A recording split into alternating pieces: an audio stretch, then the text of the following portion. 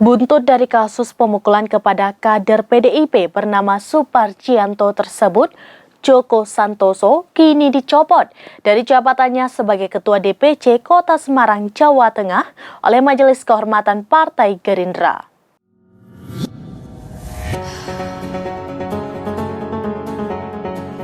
Joko pun dilaporkan oleh Suparjianto ke kepolisian. Kasus ini bermula dari video pemukulan yang diduga dilakukan Joko Santoso terhadap Suparjianto beredar di media sosial. Kejadian pemukulan itu terjadi di Jalan Cumi-Cumi 4, Kelurahan Bandar Harjo, Semarang Utara, Kota Semarang pada Jumat 8 September 2023 malam.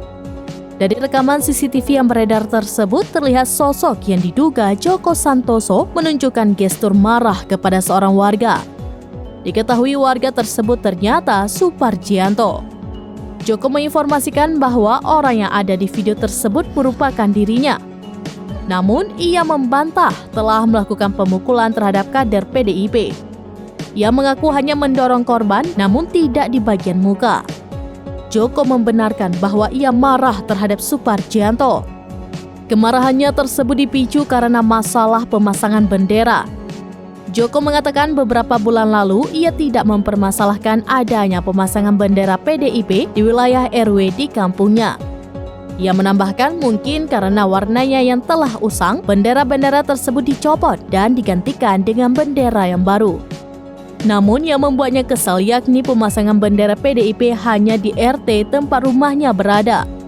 Berbeda dengan beberapa bulan yang lalu, bendera dipasang di seluruh tempat di lingkungan RW. Menurut Joko, hal tersebut tidak mencerminkan etika berpolitik. Joko pun mengaku telah mencoba mengklarifikasi masalah ini ke elit PDI Perjuangan di tingkat Kota Semarang. Partai Gerindra pun tak tinggal diam dan langsung memanggil Joko Santoso. Joko Santoso pun kini telah dicopot dari jabatannya. Sanksi tersebut diberikan setelah mendengar pendapat dari 5 anggota Majelis Kehormatan Partai Gerindra. Ia juga telah mengakui perbuatannya. Habibur Rahman selaku Ketua Majelis Kehormatan DPP Partai Gerindra menginformasikan hal tersebut. Pihak partai pun menyerahkan tindak pidana tersebut kepada pihak kepolisian. Demikian informasi terkini Syedaralun, saksikan terus beragam informasi lainnya. Jangan lupa like dan share seluruh akun seramines.com.